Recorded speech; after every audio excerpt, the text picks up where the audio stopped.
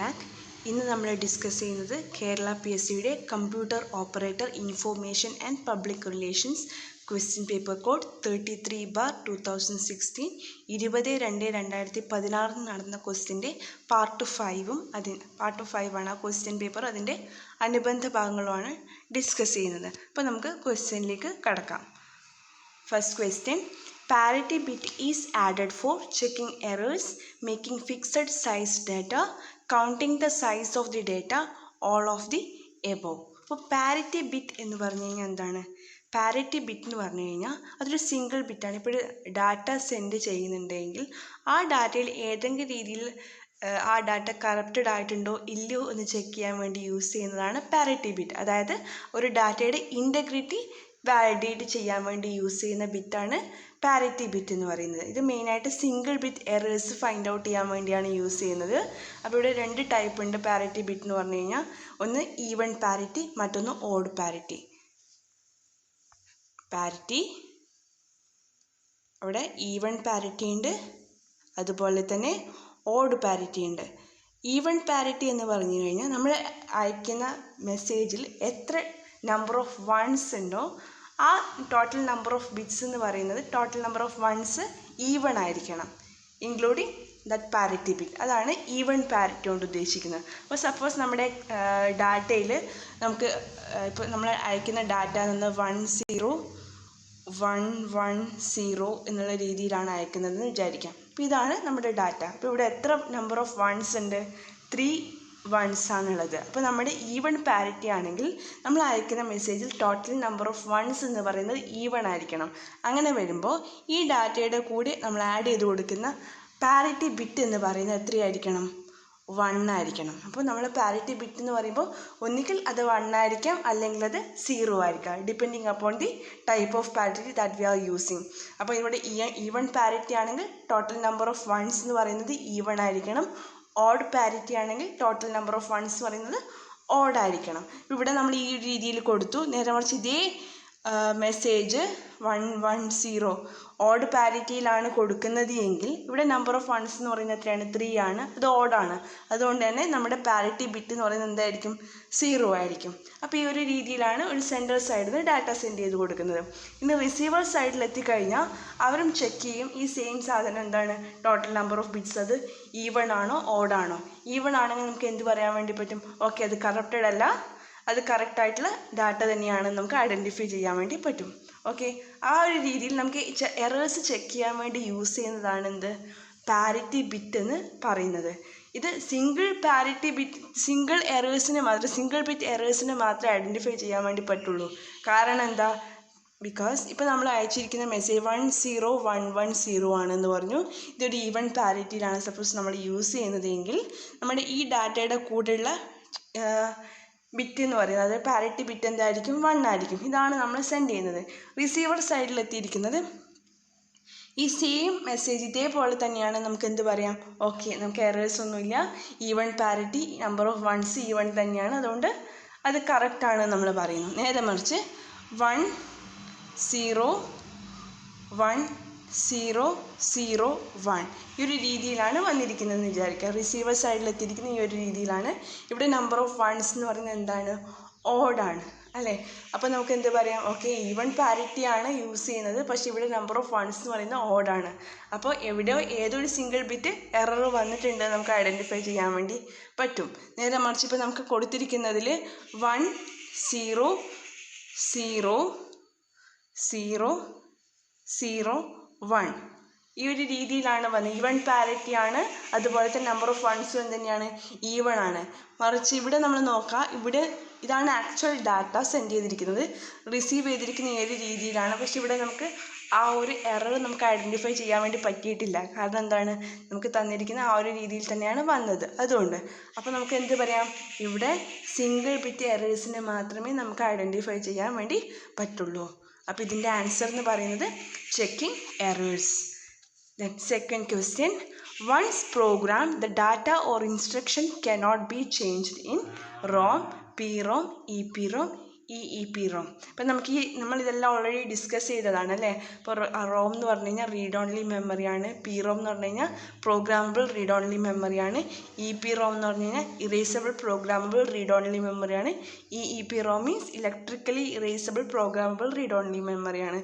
അപ്പോൾ താഴെ കൊടുത്തിരിക്കുന്ന ഓപ്ഷൻ സിയും ഡിയും എന്താണ്? ഇറേസബിൾ പ്രോഗ്രാമബിൾ റീഡ് ഓൺലി മെമ്മറിയാണ്. അതായത് നമുക്കത് ചേഞ്ച് ചെയ്യാൻ വേണ്ടി പറ്റും. പക്ഷേ റോമും PROMും ആ ഒരു രീതിയിലല്ല. ഇതിൽ നമുക്കൊരു പ്രാവശ്യം പ്രോഗ്രാം ചെയ്ത് കഴിഞ്ഞാൽ, ഡാറ്റ അല്ലെങ്കിൽ ഇൻസ്ട്രക്ഷൻ പ്രോഗ്രാം ചെയ്ത് കഴിഞ്ഞാൽ അത് ചേഞ്ച് ആവില്ല എന്ന് പറഞ്ഞതുകൊണ്ട് തന്നെ നമുക്കിതിൻ്റെ ഓപ്ഷൻ നമുക്ക് പ്രോഗ്രാമബിൾ റീഡ് ഓൺലി മെമ്മറി ആയിട്ട് നമുക്ക് പറയാൻ വേണ്ടി പറ്റും. ഓക്കെ, അതായത് അത് മാനുഫാക്ചറിൽ നിന്ന് എടുക്കുന്നതിന് നമുക്കത് പ്രോഗ്രാം ചെയ്ത് കിട്ടണമെന്നില്ല. നമുക്ക് അത് വാങ്ങിയ ശേഷമായിരിക്കും ചിലപ്പോൾ ആ ഒരു റോം നമ്മൾ എന്ത് ചെയ്യുന്നു, ഡാറ്റ അല്ലെങ്കിൽ ഇൻസ്ട്രക്ഷൻ പ്രോഗ്രാം ചെയ്യുന്നത്. ആ ഒരു രീതിയിൽ ആ ഒരു കൺസെപ്റ്റ് മനസ്സിലാക്കി ആ ഒരു രീതിയിൽ ഐഡൻറ്റിഫൈ ചെയ്യാം. ഓക്കെ, നെക്സ്റ്റ് ക്വസ്റ്റ്യൻ പറയുന്നത് variable which stores the address of A memory location is register, pointer, program counter, memory address register. അപ്പോൾ ഇവിടെ നിങ്ങൾക്ക് ഇവിടെ കണ്ടു കഴിഞ്ഞാൽ ഇതൊരു വേരിയബിൾ ആണ് ചോദിച്ചിരിക്കുന്നത്. Variable which stores the address of the memory location. അപ്പോൾ വേരിയബിൾ എന്ന് നമ്മൾ സ്പെസിഫൈ ചെയ്ത് ചോദിച്ചതുകൊണ്ട് നമുക്കത് എന്തായിട്ട് പറയാം? പോയിൻ്ററായിട്ട് പറയാം. ഇവിടെ ബാക്കിയുള്ള എല്ലാം രജിസ്റ്റേഴ്സിൻ്റെ ഡിഫറെൻറ്റ് ടൈപ്സ് ആയിട്ട് നമുക്ക് പറയാൻ വേണ്ടി പറ്റും. രജിസ്റ്റർ ആണെങ്കിലും പ്രോഗ്രാം കൗണ്ടർ ആണെങ്കിലും മെമ്മറി അഡ്രസ് രജിസ്റ്റർ ആണെങ്കിലും ഇതൊക്കെ ഡിഫറെൻറ്റ് ടൈപ്പ് ഓഫ് രജിസ്റ്റർ തന്നെയാണ്. അതുപോലെ പോയിൻ്റർ നമുക്ക് പോയിൻ്റർ രജിസ്റ്റർ ആയിട്ട് നമ്മൾ പറയാം. പക്ഷേ ഇവിടെ വേരിയബിൾ നമ്മൾ സ്പെസിഫൈ ചെയ്ത് കൊടുത്തതുകൊണ്ട് നമുക്കത് വേരിയബിളായിട്ട് നമുക്കതിൻ്റെ ആൻസർ പറയാം. ഇനി എന്താണ് രജിസ്റ്റർ? നമ്മൾ മെമ്മറിയുടെ ഒരു ഹൈറാർക്കി നമ്മൾ വരച്ചിട്ടുണ്ടായിരുന്നു, ഓർമ്മയുണ്ടോ? കാരണം ഈ ഒരു രീതിയിൽ നമ്മൾ വരച്ചു.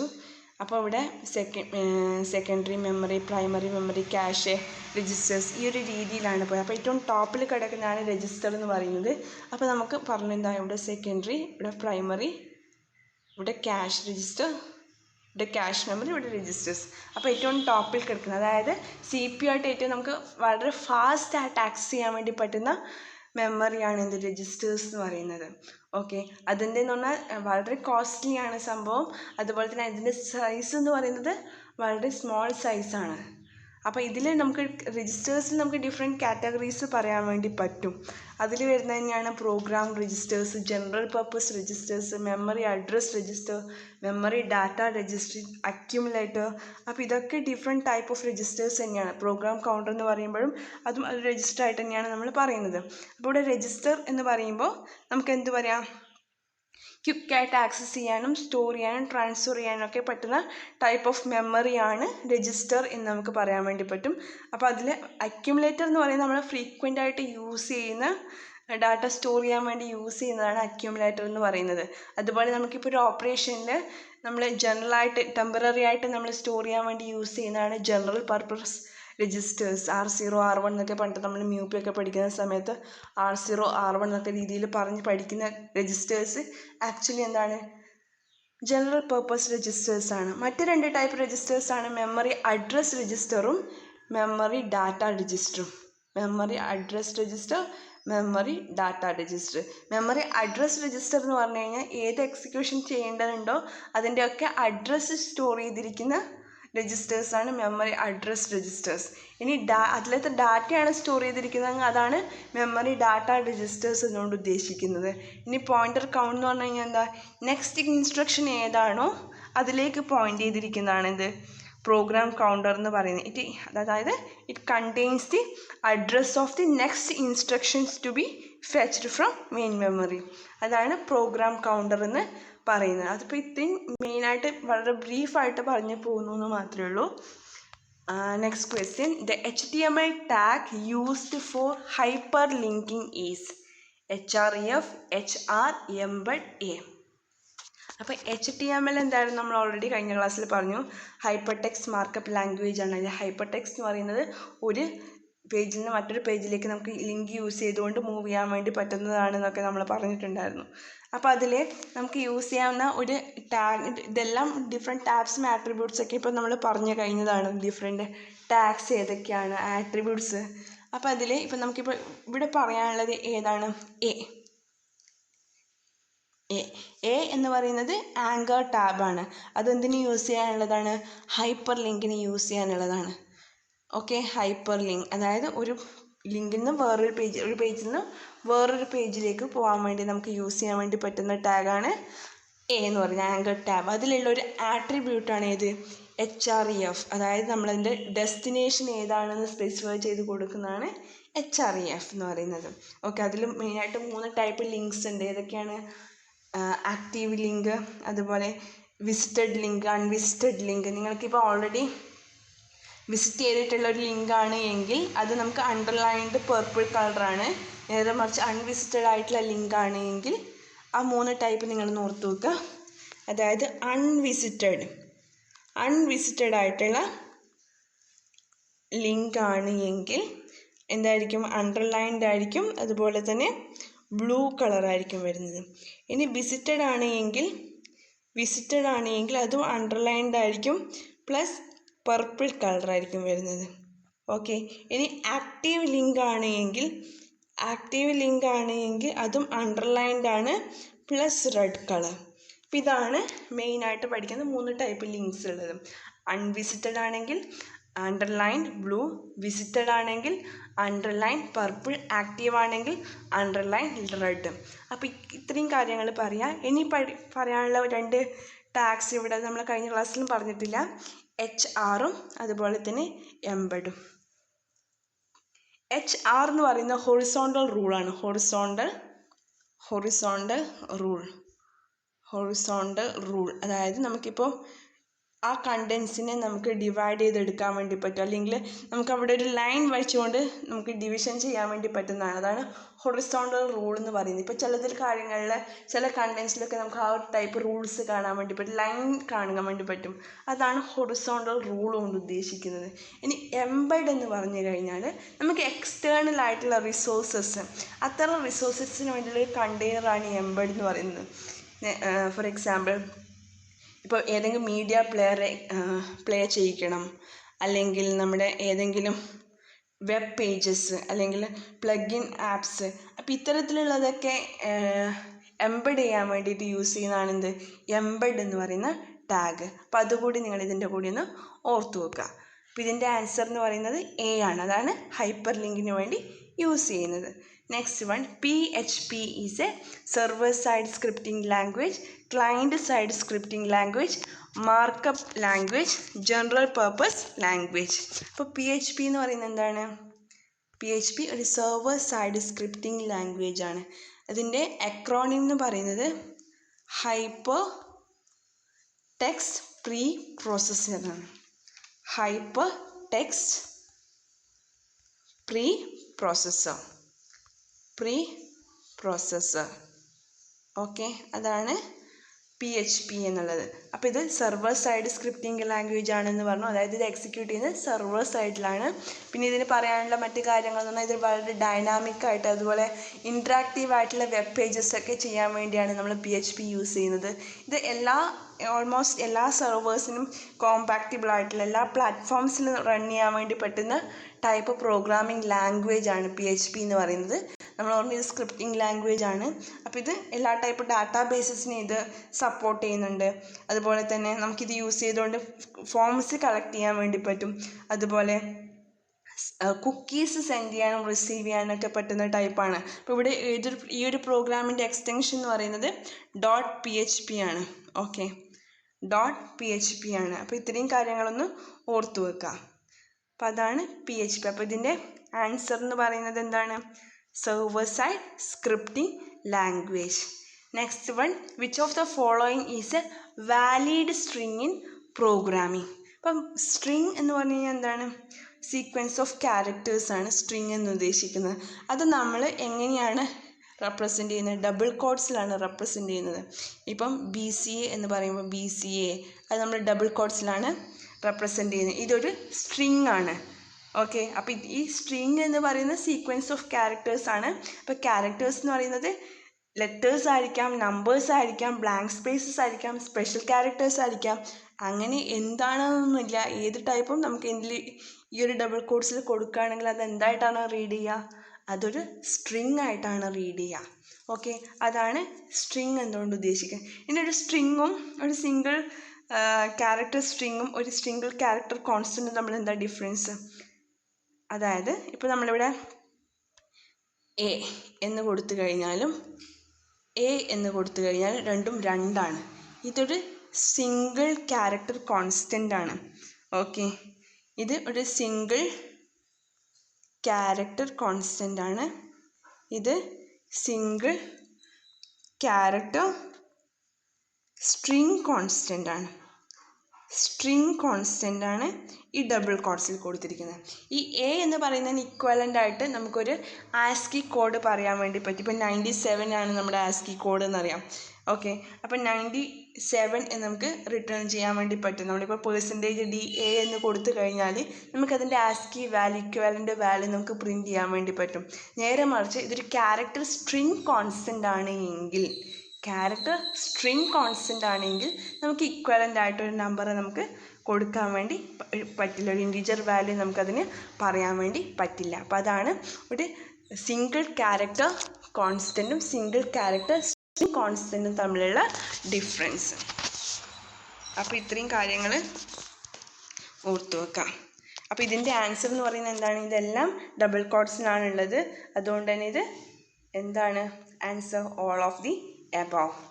Next question. In MS Excel, absolute addressing uses percentage symbol, hash symbol, ampersand symbol, dollar symbol. ഇപ്പോൾ MS Excel നമ്മളൊരു അബ്സല്യൂട്ട് അഡ്രസ്സിങ്ങിന് വേണ്ടി യൂസ് ചെയ്യുന്നത് ഡോളർ സിമ്പിളാണ്. ഓക്കെ, അപ്പോൾ ഇതിൻ്റെ ആൻസർ എന്ന് പറയുന്നത് ഡോളർ സിമ്പിളാണ്. ഓക്കെ, അത് ഓരോന്ന് ഐഡൻറ്റിഫൈ ചെയ്യാൻ വേണ്ടിയിട്ട് നമുക്ക് യൂസ് ചെയ്യുന്നതാണ് ഈ dollar simple. Next, the process of loading operating system to memory is called initializing, booting, loading, allocating. ഇപ്പം നമ്മൾ ബയോസൊക്കെ പറയുന്ന സമയത്ത് പറഞ്ഞു, ബയോസ് എന്ന് പറയുന്നത് നമുക്കൊരു സിസ്റ്റം പവർ ഓൺ ചെയ്ത് കഴിഞ്ഞാൽ ഒരുപാട് കാര്യങ്ങൾ അതിൻ്റെ ബാക്കിൽ നടക്കുന്നുണ്ട്. ബൂട്ട് സ്ട്രാപ്പ് ലോഡിങ്ങും കാര്യങ്ങളും ബൂട്ടിങ്ങും നടക്കുന്നുണ്ട് എന്നൊക്കെ പറഞ്ഞു. അതുപോലെ പവർ ഓൺ സെൽഫ് ടെസ്റ്റ്, ഇതിൻ്റെ കാര്യങ്ങളൊക്കെ നമ്മൾ പറഞ്ഞിട്ടുണ്ടായിരുന്നു. അപ്പോൾ നമുക്ക് പറയേണ്ട കാര്യം ഇതൊക്കെയാണ്. എന്താണ് ബൂട്ടിംഗ് എന്നുള്ളത്?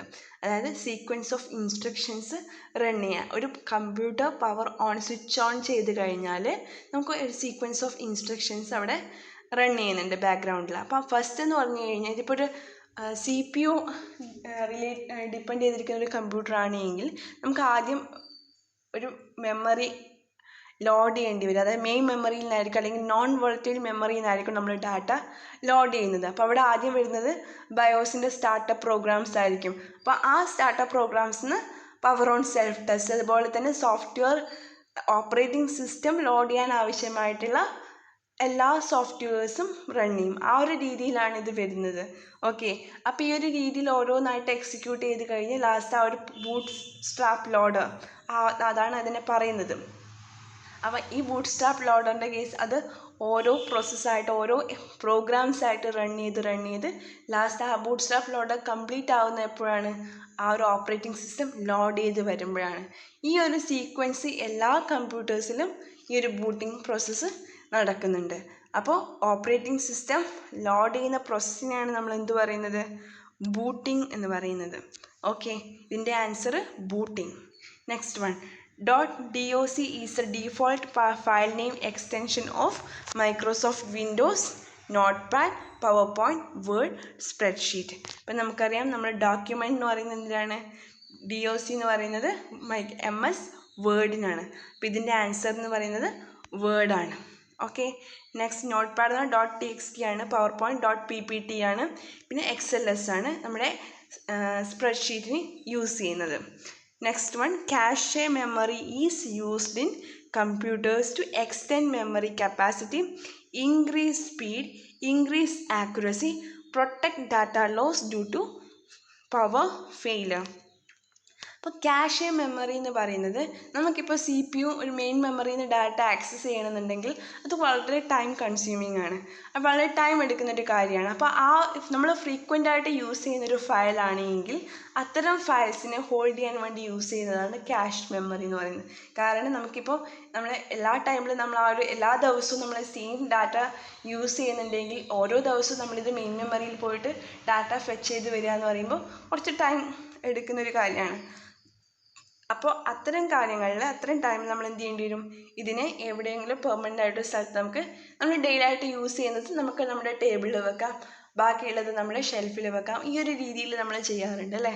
കാരണം നമുക്ക് ഡെയിലി യൂസ് ചെയ്യുന്ന ഇവിടെ നമുക്ക് എപ്പോഴും പെട്ടെന്ന് എടുക്കാൻ വേണ്ടി പറ്റുന്നൊരു സ്ഥലത്തായിരിക്കണം.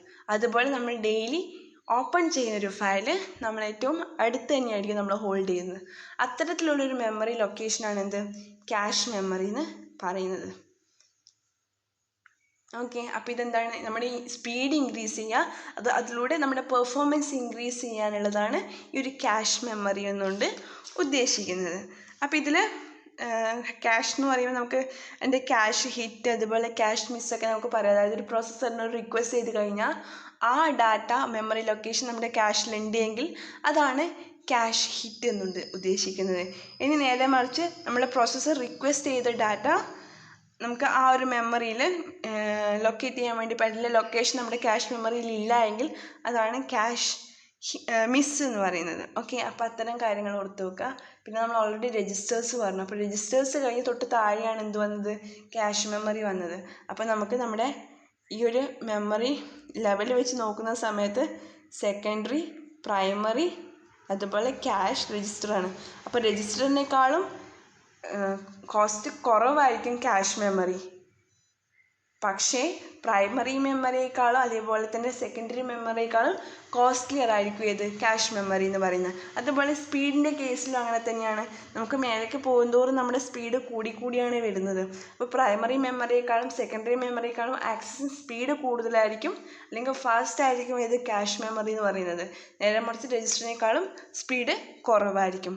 അതുപോലെ മെമ്മറിയുടെ സൈസിൻ്റെ കേസിലും ആ ഒരു രീതിയിൽ തന്നെ ഓർത്ത് വെക്കുക. കാരണം താഴോട്ട് വരുന്തോറും മെമ്മറി സൈസ് കപ്പാസിറ്റി കൂടി വരും അല്ലേ. രജിസ്റ്റേഴ്സിനാണ് ഏറ്റവും കപ്പാസിറ്റി കുറവ്, അതിനേക്കാളും കപ്പാസിറ്റി ക്യാഷ് മെമ്മറിക്ക് ഉണ്ടാവും, അതിനേക്കാളും കപ്പാസിറ്റി പ്രൈമറി മെമ്മറി ഉണ്ടാവും, അതിനുശേഷമാണ് സെക്കൻഡറി മെമ്മറി വരുന്നത്. അപ്പോൾ ഇവിടെ നമ്മുടെ CPU രജിസ്റ്റേഴ്സിനെയും അതുപോലെ തന്നെ നമ്മുടെ CPU ഒരു ബഫറായിട്ടാണ് ഇത് ആക്ട് ചെയ്യുന്നത്, ക്യാഷ് മെമ്മറി ആക്ട് ചെയ്യുന്നത്. ആ ഒരു രീതിയിൽ ഓർത്ത് വെക്കാം.